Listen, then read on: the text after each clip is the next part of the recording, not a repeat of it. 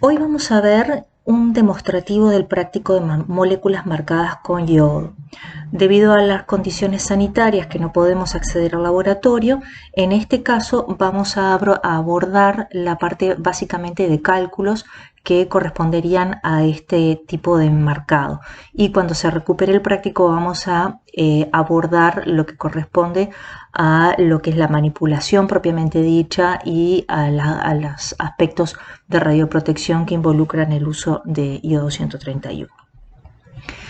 Los objetivos que perseguimos entonces en esta clase son los que estamos marcando aquí. Analizar los pasos más relevantes durante el radiomarcado de moléculas con yodo 131, establecer las condiciones de medida de los equipos involucrados en los controles, determinar la eficiencia de marcado y la pureza radioquímica por diferentes métodos y determinar la actividad específica y el índice de iodación del marcado. Por tratarse de una clase demostrativa, la mayoría de los valores que vamos a utilizar son ficticios. Entonces, como recordatorio, porque la mayoría ya tuvo acceso a lo que es el teórico del marcado de moléculas con yodo, vamos a recordar que el yodo 131 es un emisor tanto de partículas beta de alta energía, de 608 keV, como de fotones, también altamente energéticos, de 364 y 637 keV. Esto hace que el yodo 131 sea muy útil fundamentalmente en el uso en terapia de patologías tiroideas, tanto malignas como benignas. Malignas como cáncer, benignas como hipertiroidismo. Y si bien se usa muy poco para estudios diagnósticos debido a la alta energía de los gamma y a que tiene emisores beta, no obstante, en nuestro país algunos estudios diagnósticos se hacen con muy poca actividad, y cuando digo esto me refiero a que de pronto un paciente recibe 5 milicuries para un uso diagnóstico cuando en una terapia para cáncer recibiría 100 milicuries. Normalmente se administra por vía oral y la forma química en que se administra es bajo la forma de sal de yoduro de sodio que viene en líquido o en cápsulas. Pero lo interesante es que el yodo puede unirse a biomoléculas como proteínas, péptidos, anticuerpos o fracciones, y lo que vamos a ver hoy entonces es qué técnicas podemos utilizar nosotros para incorporar ese yodo que viene como sal en moléculas de tipo biológico para que puedan ser utilizadas, por ejemplo, en terapias de otras patologías o en investigación en general. Entonces las técnicas que se pueden usar son los métodos directos y los métodos indirectos. Entonces, dentro de los pasos más relevantes para el marcado de las moléculas, tenemos que elegir cuál es el método de iodación que queremos. Los métodos directos son generalmente muy rápidos y muy convenientes y suelen dar altos rendimientos y buenas actividades específicas. El problema que tienen asociado es que puede producirse una oxidación de otros grupos que no sean los que nosotros queremos oxidar y entonces afectar a la estructura de la proteína y por lo tanto que ésta pierda su actividad biológica y entonces que no nos sirvan, ¿sí? Lo que se puede originar entonces son grupos sulfóxidos o sulfonas en particular que hace que se pierda la actividad biológica. Y eso entonces tenemos que cuidarlo a la hora de hacerlo. Dentro de los métodos indirectos, que también se llaman métodos de conjugación, lo que se hace es utilizar estructuras, como por ejemplo este reactivo que tenemos acá, que es muy utilizado, el reactivo Bolton-Hunter, que lo que pueden hacer es incorporar un átomo de yodo dentro de esa estructura y después, mediante un enlace amida, unirlo a los enlaces de los aminos terminales de nuestro péptido o nuestra proteína. Acá se ve por un ejemplo donde se pueden incorporar 2 átomos de yodo y después conjugarlo al péptido, ¿sí? Pero lo que tenemos es esa estructura que es la que incorpora al yodo, por eso se llama método. Y el otro método que podemos utilizar es el de incorporación directa del radionucleido de nuestro yodo a residuos de tirosina, histidina o triptófano de nuestra propia proteína o nuestro propio péptido. En este caso lo que vamos a requerir es un agente oxidante porque recuerdan que dijimos que normalmente tenemos el yodo bajo una solución de yoduro de sodio y tenemos que oxidarlo a iodonio, como vemos aquí, para que pueda ser incorporado a estos residuos, como vemos, por ejemplo, en esta sustitución electrofílica aromática. El que se usaría en el práctico habitual sería un método directo de oxidación utilizando como reactivo oxidante la cloramina T. La cloramina T que vemos aquí, ¿tá?, es una sal sódica del N-monocloroparatoluensulfonamida que en medio acuoso este cloro se pierde y se transforma en hipoclorito, que actúa como agente oxidante del yoduro que está en solución. Aquí figura en la imagen un yodo 125, no yodo 131, pero la reacción química es la misma, no importa el radionucleido.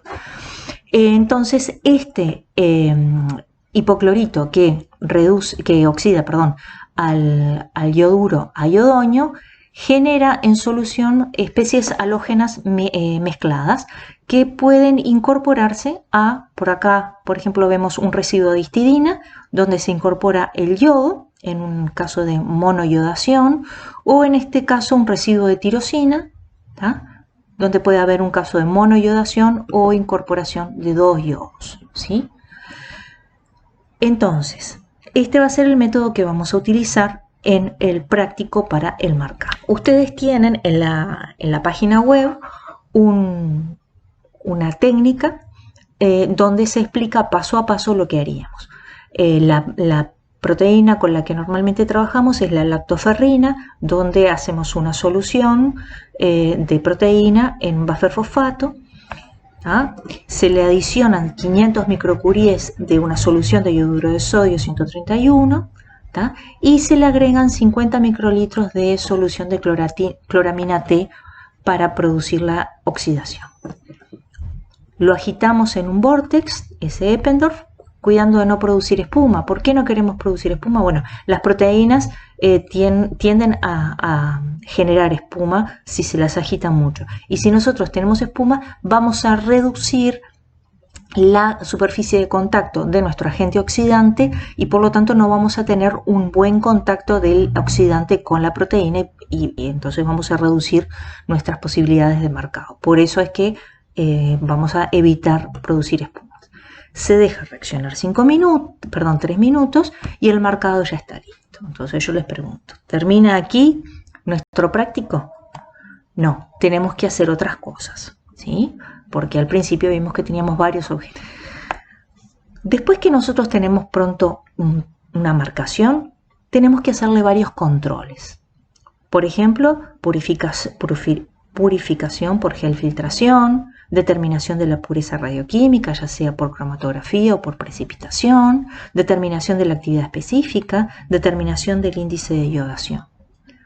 Pero antes que nada, tenemos que verificar nuestros equipos de medida, porque nosotros vamos a trabajar con distintos rangos de actividad y eso nos afecta al tipo de equipo que vamos a utilizar. Entonces, tenemos que tener claro qué tipo de equipos vamos a usar y cómo lo vamos a usar. Eso nos lleva entonces al primer punto de nuestros objetivos de hoy, que era establecer las condiciones de medida de los equipos involucrados.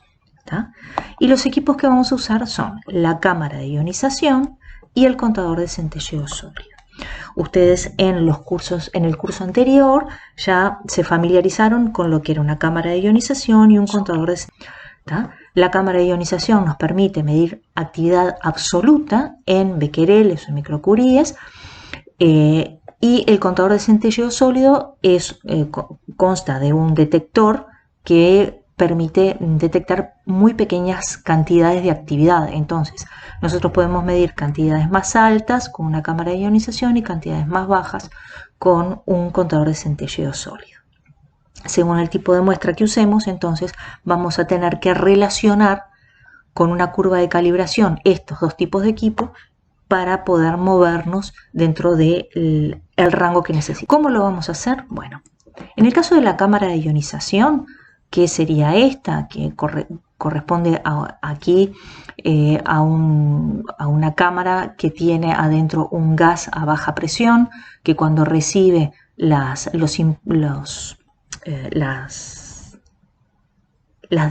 radiaciones, se produce una diferencia de voltaje que se traduce en una medida que la vemos en este display. No vamos a meternos durante el práctico en lo que es el control de equipo porque ustedes lo ven en otra parte del curso. Pero les aclaro que la cámara de ionización está calibrada con fuentes certificadas y que se mide en los canales correspondientes al radionucleido de interés.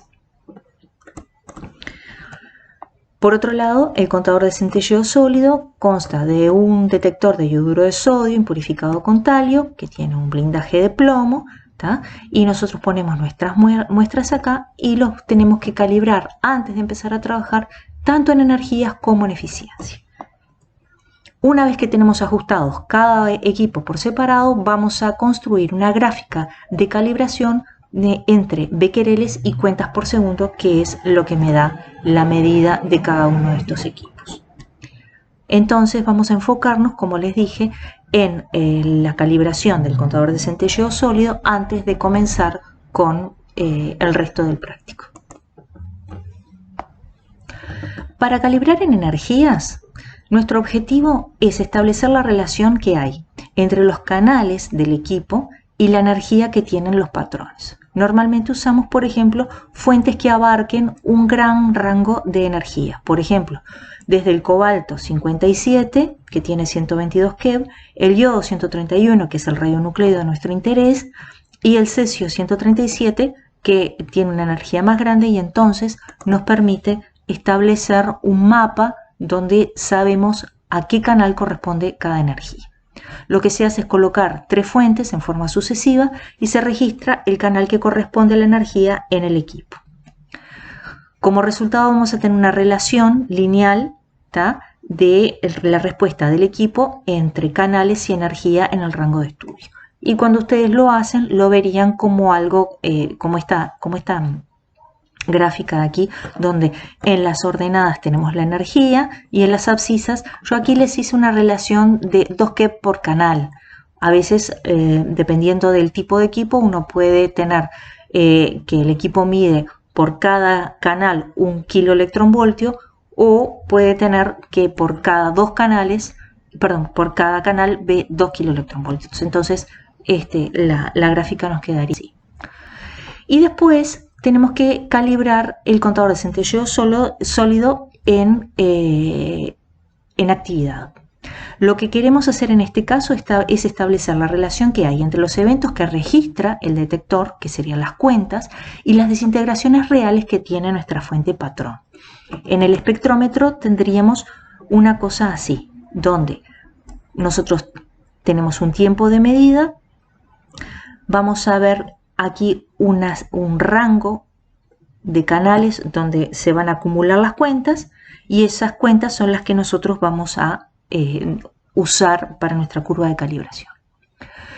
Lo que se hace normalmente es colocar una serie de fuentes con diluciones seriadas de actividad conocida y se registra el número de cuentas del área bajo la curva que les estoy señalando aquí. Como resultado vamos a tener una curva de actividad en becquereles o microcuries en función de las cuentas netas en la región de interés, que sería esta. ¿Tá? Entonces vamos a empezar preparando. Lo que se hace es preparar entonces una solución madre de yodo 131 con una actividad conocida que la vamos a medir en la cámara de ionización. Podemos medirla en becquereles o en microcuries, lo que nos sea más cómodo a la hora de trabajar. A partir de esa solución madre vamos a hacer varias diluciones seriadas, todas con la misma geometría y el mismo volumen, ya sea que trabajemos con tubos, con viales o con Eppendorf. Es importante cuando trabajamos con un contador de centelleo sólido mantener la geometría y el volumen porque esto afecta a la eficiencia de medida, como habrán visto en las clases de detección. Estas diluciones van a tener una actividad absoluta conocida. La concentración de la solución madre yo la conozco y puedo hacer muchas diluciones, pero si son muy bajas no las voy a ver en la cámara de ionización, las voy a ver en el contador de centelleo sólido, ¿tá? Y por eso yo voy a poder hacer el registro. Mido en el contador de centelleo sólido en la región de interés. Me va a aparecer esta curvita que va a ir a abarcar cierto rango de canales que corresponden al pico de energía del yodo, ¿sí? Entonces, la sumatoria del área bajo la curva me va a corresponder a las cuentas totales en función del tiempo que yo establecí como tiempo de medida. Después vamos a graficar estas cuentas por segundo, porque voy a llevar a cuentas por segundo, que es lo que más me conviene, y determinar la ecuación de la curva. Ustedes tienen estos datos, ¿tá? Donde yo les muestro el número de muestras, de diluciones que hice, 3 repeticiones en cuentas por minuto, o sea que estas cuentas por minuto las tengo que promediar, llevarlas a cuentas por segundo, y aquí tenemos el background que bien tengo que promediar, llevar a cuentas por segundo, calcular la actividad neta en cuentas por segundo, y aquí les muestro lo que correspondería a la actividad en microcuries de estas muestras que son las diluciones. ¿Ah? Entonces ustedes harían la gráfica con estos datos que les quedaría de este tipo, ¿sí? Actividad en función de cuentas por segundo. Es muy interesante ver que nosotros nos vamos a estar moviendo en un rango donde la respuesta del equipo es lineal. Si nosotros trabajamos con actividades más altas en microcuries, se puede estar saturando el detector y entonces sabemos que esa respuesta no sería lineal y no es algo que nos interese. Vamos a trabajar dentro de este rango, y para transformar las cuentas por segundo que me dé el detector de centelleo sólido, voy a aplicar esta ecuación, que es la ecuación de la curva de calibración, y inmediatamente me va a dar la actividad micro. Ahora sí, ya tenemos el primer punto de nuestros objetivos, que era tener los equipos adecuadamente preparados para nuestro trabajo. Entonces podemos determinar la eficiencia del marcado y la pureza radioquímica mediante diferentes métodos. Podemos usar el control por cromatografía en papel, CP, donde vamos a usar como fase estacionaria una tira de papel 3 mm y como fase móvil metanol al 85%. Lo van a ver los detalles de esto en el punto 7 de la técnica. Después vamos a ver el control por precipitación de proteínas y el control por purificación por columna de exclusión molecular. El control por cromatografía en papel, ustedes ya están familiarizados con lo que es una cromatografía, donde nosotros vamos a tener un solvente, una fase móvil, que en este caso es metanol al 85%, una fase estacionaria, ¿tá? Que vamos a usar un papel Whatman 3 mm, que es bien durito, ¿tá? Y en este caso nosotros vamos a sembrar en el origen nuestra molécula marcada. Vamos a sembrar nuestra solución de marcado. En el origen, ¿tá? Va a quedar la molécula marcada con yodo, que es la de nuestro interés. ¿Ah? Y vamos a hacerla correr. Después que la corrimos, la cromatografía, la vamos a poner a secar. Este paso es importante. ¿Por qué? Porque si nosotros manipulamos, si bien vamos a usar pinzas y vamos a tratar y no vamos a tocarla, las pinzas se pueden contaminar igualmente. Entonces se seca la cromatografía para evitar cualquier contaminación por transferencia de ese líquido. Se cortan fracciones normalmente de 1 centímetro, ¿tá? Y se miden estas fracciones en un contador de centelleo sólido, porque es una actividad muy bajita. ¿Tá? Con estos datos nosotros vamos a poder determinar la pureza radioquímica de la molécula marcada con yodo. La pureza radioquímica es la proporción de la radiactividad total que yo tengo en mi solución, ¿tá? Que está en la fórmula química que a mí me interesa, o sea, la lactoferrina que incorporó yodo. ¿Tá? Y en este caso en particular, la molécula marcada va a quedar en el origen. Pero también voy a tener impurezas. Esas impurezas se pueden deber a distintos factores. Por ejemplo, radiolisis, efectos del pH, de la temperatura, en fin, una cantidad de variables que después nosotros intentaremos controlar. En particular, lo que podemos llegar a encontrar nosotros es yoduro libre, porque este yoduro puede ser que no haya habido suficiente agente oxidante y entonces quedó presente en la solución y es algo que nosotros no queremos. Y también puede suceder que en el momento de correr la cromatografía va a haber actividad inespecíficamente absorbida todo a lo largo de la tira. Y eso va a aportarnos actividad que no corresponde ni a impurezas ni a molécula marcada. Y le vamos a dar el nombre de actividad, Para hacer la cromatografía en papel, entonces, vamos a decir que el porcentaje de molécula marcada va a corresponder a la actividad neta que yo tengo de molécula marcada, dividido la actividad neta de molécula marcada más la actividad neta de las impurezas, por 100. ¿Cómo calculo la actividad neta? Bien, va a ser la sumatoria de las fracciones de RF, que corresponde a la molécula marcada, menos el background de tira en cada fracción. Y por otro lado, la actividad neta de las impurezas va a ser la sumatoria de fracciones que tienen el RF de la impureza menos el background de tira de cada fracción. Acá les muestro un ejemplo de cromatografía, donde aquí estaría el origen, ¿tá? Sería la corrida y acá estaría el frente. En el origen, en este caso, tendríamos la molécula marcada con yodo. Y fíjense que yo les pongo dos fracciones, ¿tá? Que son las que tienen mayor actividad. En una cromatografía, las fracciones que corresponden a la región de interés que yo quiero determinar, ya sea de impurezas o de molécula marcada, esas fracciones se suman, ¿tá? Después, en este caso, en el frente dijimos que íbamos a tener la impureza de yoduro. Acá yo les puse como ejemplo una sola fracción, pero puede suceder que tengamos más de una. También, si tuviéramos más de una, las fracciones se suman. Y la contribución de radiación inespecífica que queda a lo largo de la tira va a ser el background, y en este caso las fracciones se van a promediar. Acá abajo, este 67 es una actividad que es muy bajita, que no corresponde ni a background de tira ni a ninguna otra especie. Y lo puse a propósito para mostrarle que en realidad hasta acá corrió el solvente y esto no hace ningún tipo de aporte. Entonces no necesitaríamos ni siquiera incluirlo en lo que sería el promedio del background de tira. Si nosotros hacemos las cuentas, ¿tá?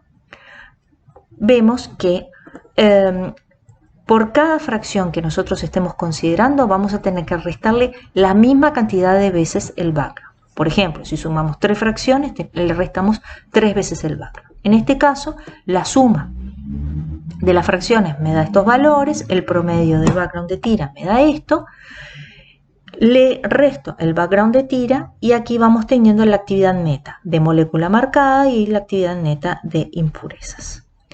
Y entonces calculamos el porcentaje de pureza radioquímica de molécula marcada con yodo, que nos da 94,2%. Eso es un muy buen valor de pureza radioquímica. El siguiente paso que nosotros vamos a abordar va a ser el control por precipitación de proteínas con ácido tricloroacético. Lo van a ver en el punto 8 de la técnica. Aquí lo que vamos a hacer es preparar un Eppendorf, ¿tá? Donde vamos a tener una solución con ceroalbúmina bovina y vamos a hacer un toque en el vial de marcación y lo vamos a enjuagar en el vial que tiene la solución de BCA. ¿Por qué vamos a hacer esto? Porque cuando agreguemos el ácido tricloroacético, él va a promover que todas las proteínas que estén en la solución coagulen y formen un precipitado. Si yo solamente hiciera el toque con una varilla en un buffer, la cantidad de proteína que tengo es tan pequeña que no voy a ver un precipitado claro y a la hora de centrifugar no voy a poder separar las dos fases. En cambio, si yo lo lavo en una solución que ya tiene una proteína que no está marcada, esta va a actuar como carrier y en el momento de precipitar va a producir un arrastre físico y retener en ese precipitado a las moléculas de lactoferrina que sí están marcadas, y entonces voy a poder separar con más claridad el sobrenadante que teóricamente va a contener el yoduro libre, como vemos aquí, ¿tá? Y el precipitado que va a tener la molécula marcada. Vamos a separar con delicadeza el sobrenadante y el precipitado y vamos a medir las actividades en cada uno de ellos, ¿tá? Entonces, determinar el rendimiento de marcado. ¿Cómo se calcula? El rendimiento sería la actividad que tengo en el precipitado dividido la suma de actividad del precipitado más la del sobrenadante por 100. Aquí les muestro datos que ustedes pueden usar para calcularlo. 3 medidas de precipitado, 3 medidas de sobrenadante, 3 medidas de background. Promedian unos, otros, el background, hacen el cálculo de las actividades netas, ¿tá? Y el rendimiento les daría del orden del 60%. Entonces yo les pregunto acá, ¿a qué puede deberse tanta diferencia con la cromatografía en papel que nos dio 94%? Bueno, esto se debe a que este es un método más burdo de separación y que en el momento de arrastrar, nosotros vamos a estar arrastrando y después separando. Cuando con la pipeta recogemos el sobrenadante, puede ser que se nos vaya un poquito de precipitado hacia esa solución que estamos levantando. Entonces vamos a tener más actividad en el sobrenadante de lo que en realidad teníamos. O puede ser que seamos más cautos a la hora de pipetear y que en el precipitado nos quede un poco más de solución y entonces estemos sobrevalorando la cantidad de actividad que tenemos en el precipitado. Eso hace que el método no sea tan cuantitativo y tan elegante como es la cromatografía.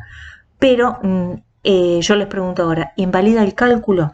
No, no lo invalida, porque si nosotros estamos haciendo una investigación y queremos seguir adelante con nuestro trabajo, lo primero que hacemos es de repente la precipitación. Si nos da un 20%, un 30%, sabemos que tenemos demasiada impureza y que tenemos que hacer un ajuste importante. En cambio, si nos da del orden de 60% para arriba, nosotros podemos purificar esa proteína y seguir con estudios de investigación más adelante. Por debajo de ese valor no nos vale la pena. Entonces es un buen termómetro, entre comillas, para saber si seguimos adelante o si vamos para atrás y ajustamos las condiciones de marcado, ya sea de pH, de cantidad de agente oxidante, de tiempo, de temperatura. Bueno, sí, tiene utilidad hacer este análisis por lo que les comenté antes. Y entonces vamos al último paso, que sería el control y purificación por columna de exclusión molecular. Ustedes ya están familiarizados por otras materias en lo que es la purificación por exclusión molecular, donde nosotros tenemos una columna llena de agentes de polímeros de dextrano, generalmente Cefadex. En este caso nosotros usamos Cefadex G25 y lo que hacemos es sembrar. Acá en los puntos 9 a 14 de la técnica, no vamos a entrar en detalles técnicos, pero se siembra todo nuestro marcado y el Cefadex lo que hace es separar por tamaño. De manera que las moléculas más grandes son las primeras en salir y las vamos a recoger en las primeras fracciones de dilución, mientras que las más pequeñas van a salir en las últimas fracciones de dilución. Nuestras primeras fracciones van a contener la molécula marcada con yodo y las últimas van a contener el yoduro libre, que es la impureza que nosotros queremos eliminar. Y vamos a medir, acá ven el subrayado, todos los tubos y restar el background. ¿Por qué se lo subrayo? Porque tenemos que tener presente que como marcamos, pusimos todo nuestro marcado, acá vamos a tener viales que van a tener muy poca actividad y vamos a tener que medir en un contador de centelleo sólido, ¿tá? O viales que van a tener mayor actividad y lo vamos a tener que medir en la cámara de ionización. ¿Qué sucede si tenemos actividades que son lo suficientemente altas como para saturar el contador de centellado sólido, pero lo suficientemente bajas para que no se vea en la cámara de ionización? Diluimos la muestra con un volumen conocido para poder hacer la correspondiente correlación. Entonces, nosotros vamos a elaborar lo que se llama un perfil de elusión. ¿Qué es esto? ¿Tá? Medida de cada una de las fracciones de los frasquitos que fui recogiendo a través de la columna, ¿tá? Llevadas a una unidad en común, en este caso microcuries. Y vamos a ver que estas primeras fracciones dijimos que iban a corresponder a nuestra molécula marcada, a la de mayor tamaño, y las últimas fracciones iban a corresponder a nuestra impureza iodo. Podemos calcular la eficiencia de purificación, que se calcula mediante la actividad neta que yo tengo de la molécula marcada con yodo, que la voy a obtener de la sumatoria de cada una de las fracciones. Cada uno de estos puntitos verdes, yo lo sumo, le resto el background de columna, con el mismo criterio que hicimos la cromatografía en papel. Cada uno de estos puntitos se va a promediar y estos se van a sumar. Y le vamos a restar la actividad neta de las... olvídenlo de restar. Por otro lado, vamos a calcular la actividad neta de las impurezas, que son la sumatoria de cada uno de estos puntitos naranjas, menos el background de columna. ¿Tá? Si nosotros hacemos los cálculos, ustedes tienen la planilla Excel colgada en la página EVA, ¿tá? Y pueden determinar la eficiencia de purificación. Aquí, esta sumatoria de las fracciones da alrededor de 117, creo que haciendo algunos ajustes daba 118, y aquí el yoduro nos da 7,4. Entonces, haciendo la cuenta nos da que la purificación, ¿tá? La pureza radioquímica que nosotros estamos sacando de molécula marcada es 94,04, muy parecido a lo que nos dio la cromatografía en papel. Esto hace que ambas técnicas sean compatibles, que nos den valores que son del mismo orden, pero esta lo que tiene de bueno es que yo logré purificar todo mi marcado, y si me quedo con las fracciones aisladas puedo continuar con mis estudios de investigación. Por otro lado, yo puedo calcular lo que es el rendimiento global del proceso, que se corresponde a lo que es la actividad que yo logré sacar de molécula marcada dividido en la actividad total sembrada por 100. Acá los números son un poco distintos, porque yo saqué del orden de 117 y sembré 500. Entonces me daría unos 23,5% de rendimiento global del proceso. Si habláramos con la gente de orgánica les da un ataque, porque este es un rendimiento muy bajo. Y si nos moviéramos en la industria nos echan porque no es rentable. Pero como somos radioquímicos y nos podemos dar el lujo de medir cantidades muy, muy chiquititas, y podemos purificar nuestra molécula y seguir trabajando con esos picos aislados, bueno, el rendimiento no es lo más feliz, pero no nos impide continuar con nuestro trabajo. ¿Tá? Otra de las cosas que tenemos que calcular es la actividad específica. ¿Tá? Y este es el último de los objetivos que teníamos, determinar la actividad específica y el índice de iodación. ¿Qué es la actividad específica? Es la cantidad de átomos radioactivos que tenemos por cantidad de moléculas de interés. ¿Tá? O sea, la cantidad de yodo 131 que tenemos en la molécula marcada con respecto a la cantidad total de proteína que usamos inicialmente. Y es muy fácil de calcular. Conozco la actividad de molécula marcada porque la saqué del perfil de elusión, de la sumatoria de todas esas fracciones, dividido a la masa de proteína, que también lo conozco. Nosotros inicialmente hicimos, de acuerdo a la técnica, una solución que tenía 100 microgramos de proteína. ¿Tá? Nosotros sabemos que tenemos 117 microcuries en 100 microgramos. Y entonces esta sería la actividad específica. Ustedes en la bibliografía pueden encontrar la actividad expresada en becquereles por microgramo, o becquereles por mol o micromol, en fin, pero la idea es que sea actividad por unidad de masa.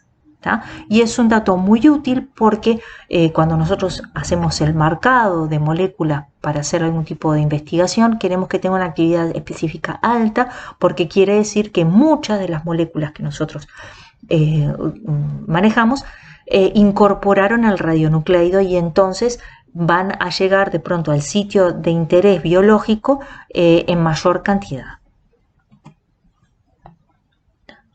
Bueno, el cociente nos daría 1,17. El índice de iodación corresponde al número de átomos presentes por molécula de proteína marcada. Idealmente valdría 1 si consideráramos que cada molécula de lactoferrina incorporó por lo menos un átomo de yodo radioactivo. ¿tá? Y se calcula de esta manera: el número de átomos de yodo en la lactoferrina marcada dividido el número de moléculas de lactoferrina que pusimos. ¿Cómo vamos a calcular el número de átomos de yodo? Bueno, vamos a aplicar la ecuación bien conocida por todos de actividad igual lambda n. ¿tá?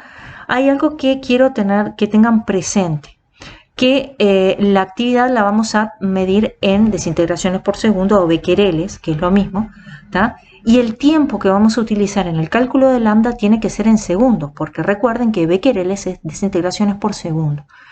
Entonces tenemos que tener unidades coherentes, si no nos da cualquier cosa.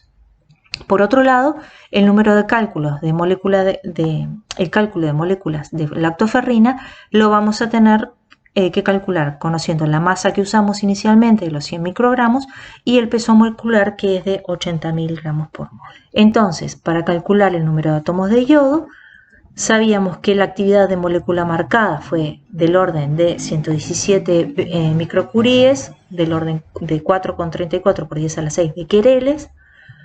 El lambda del yodo 131 es logaritmo de 2 dividido el T1 medio.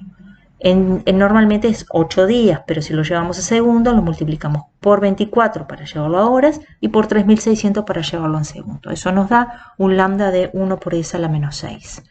Y si nosotros despejamos el número de átomos de aquí, hacemos el cociente de actividad sobre lambda, actividad en becquereles sobre lambda en segundos a la menos 1, y nos da que tenemos 4,32 por 10 a la 12 átomos de yodo incorporados en nuestro marcado.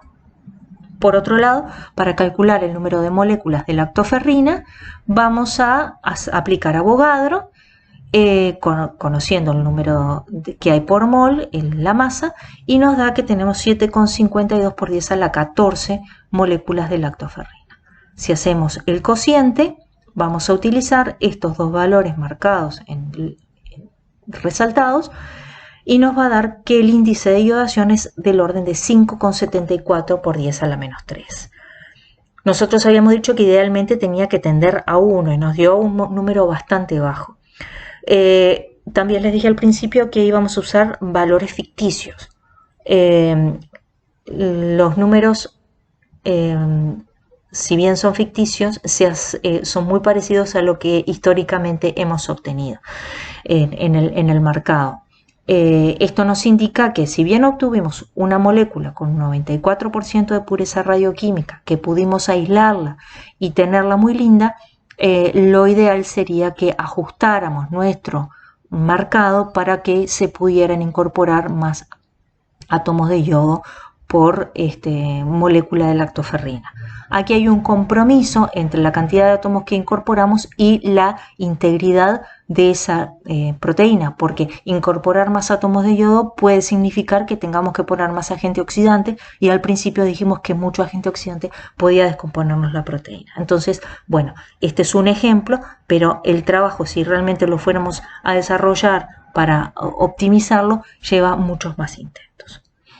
Por el momento es todo lo que tengo para comentarles. Quedo a las órdenes, como siempre, a través del correo electrónico o del foro. Muchas gracias y estamos en contacto. Recuerden que estos cálculos son sumamente importantes y que tienen que tenerlos presentes, porque es una herramienta muy útil todo a lo largo del curso.